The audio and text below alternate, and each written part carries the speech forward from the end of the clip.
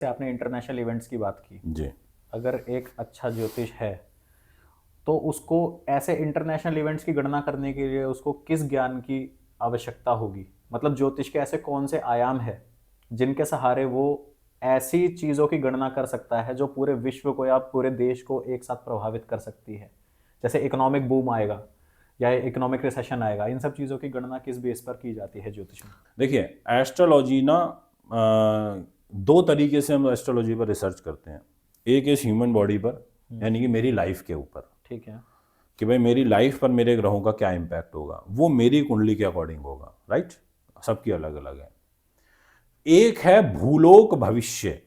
अगर मैं particular word use करूं कि इस भूलोक के ऊपर क्या प्रभाव पड़ेगा कोई भी ग्रह अगर ट्रांजिट करता है ठीक है। तो ऐसी भविष्यवाणियां उस ग्रह के नेचर से जुड़ी हुई होती हैं। जैसे एक भविष्यवाणी आज आप ही के चैनल के माध्यम से कर देता हूं। ठीक है। 2028 में शनि नीच रहेगा। ठीक है। 2027 में लगभग नीच हो जाएगा जून जुलाई के बाद। अब शनि जब नीच होगा और 2028 में 29 में भी नीच रहेगा 2.5 साल के लिए, यानी कि शनि सबसे स्लो प्लैनेट है, उसको 2.5 साल लगते हैं एक राशि से दूसरी राशि में मूव करने को, और वो अब डाउन भी हो गया, नीच हो गया, तो वो सबसे ज़्यादा नुकसान पहुंचाएगा। वो उन 2.5 सालों में बीमारियों का प्रकोप बढ़ाएगा। उन 2.5 सालों में ग्लोबली लोगों को कैंसर की बीमारियां बढ़ जाएंगी। उन 2.5 सालों में लोगों के घुटने, पैर, पिंडलियां, इससे रिलेटेड परेशानियां आएंगी। इन 2.5 सालों के अंदर जो जुडिशरी और वकालत से जुड़े हुए लोग होंगे, क्योंकि शनि को न्यायमूर्ति कर्मफलदाता कहते हैं, उनकी जो लाइफ है वो इफेक्ट होगी, उनके काम पर इम्पैक्ट आएगा। ये ग्लोबली बता रहा हूँ मैं, पर्टिकुलर एक व्यक्ति की बात नहीं कर रहा। जो लोग एग्रीकल्चर, भूगर्भ का काम करते हैं, कोयले का काम करते हैं, ज़मीन के अंदर जाकर खदानों का काम करते हैं, उनके काम सोर्सेज के ऊपर इसका नेगेटिव इम्पैक्ट पड़ेगा। यानी कि शनि नीच होगा तो बीमारी, तनाव, टेंशन, मेंटल डिप्रेशन, ये सारी चीज़ें अपने साथ में लेकर के एज आएगा a whole. As a whole. ऐसे ही इंटरनेशनली, ग्लोबली आपको भविष्यवाणी करनी है तो मैंने भी आपके सामने करी। मंगल क्या है? लाल रंग का है।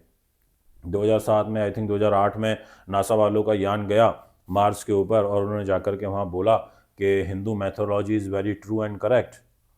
और उन्होंने बोला कि भाई बिल्कुल ठीक का है, इनके वेदों के अंदर लिखा हुआ है इतने हजारों वर्षों पहले से कि मंगल का रंग लाल है। यानी कि वो तो हमें फॉलो कर रहे हैं, जी। वो हमारे ही वेदों को फॉलो करके, हमारे शास्त्रों को फॉलो करके आगे अपनी रिसर्च को बढ़ा रहे हैं।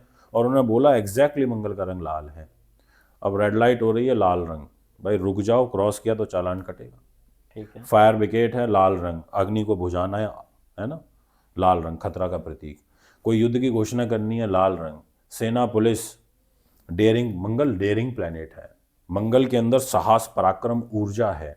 अग्नि तत्व प्रधान है, पुरुष जाति का है, क्षत्रिय वर्ण का है, लड़ाका किस्म का है, ये उसका एक नेचर है। तो अब जैसे ही मंगल अभी नीच हुआ 20 अक्टूबर को 3 महीने के लिए, तो ये सारी चीज़ें उसने बढ़ा दी, ठीक है। ये सारे इम्पैक्ट लाइफ के अंदर बढ़ा दिए। देखिए, दुर्घटना सबसे ज़्यादा ग्लोबली 20 अक्टूबर के बाद ही हुई है। और हम आए दिन सुनते हैं, हर दूसरे दिन, तीसरे दिन, चौथे दिन कुछ ना कुछ सुनते हैं। आज यहाँ हो गया, आज वहाँ दुर्घटना हो गई, वो मर गया, ये गिर गया, ये एक्सीडेंट हो गया, इतने नंबर ऑफ पीपल चले गए। यानी कि नंबर ऑफ पीपल एक साथ चले गए, नेचर ने अपने साथ उनको ले लिया, एक साथ में, एक साथ ही ले गए, क्योंकि वो उसका भूलोक भविष्य है।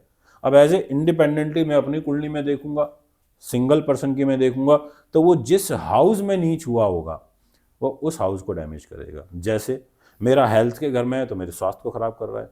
आपका अगर पत्नी के घर में होगा तो नीच होने से 3 महीने आपका वैवाहिक जीवन खराब रहेगा।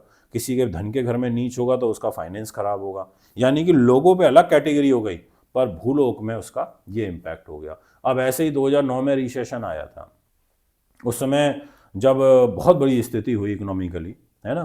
क्यों हुई? गुरु नीच हुआ, जुपिटर के पास पैसा है, गुरु धन का कारक होता है, गुरु डाउन पोजीशन में था। गुरु जैसे ही डाउन पोजीशन में आया तो जो चीजें वो इस नेचर को प्रदान करता है, उन चीजों के फल में कमी आ गई। तो इसका इंडिविजुअल, जैसे आपने बताया कि जिस घर में उस टाइम पे वो ग्रह बैठा होगा, जी, वो एज अ मैक्रो लेवल तो कुछ अलग ही प्रभाव डाल रहा है और माइक्रो लेवल पे वो अलग प्रभाव डाल रहा है। बिल्कुल। तो इन सब चीज़ों की गणना करने के लिए क्या ज्योतिष में अलग अलग विषय है? क्या आपको दोनों चीज़ें अलग अलग पढ़नी पड़ेंगी या इकट्ठा आप उन सब चीज़ों को स्टडी करके अपने एक्सपीरियंस के अकॉर्डिंग अप्लाई कर सकते हैं?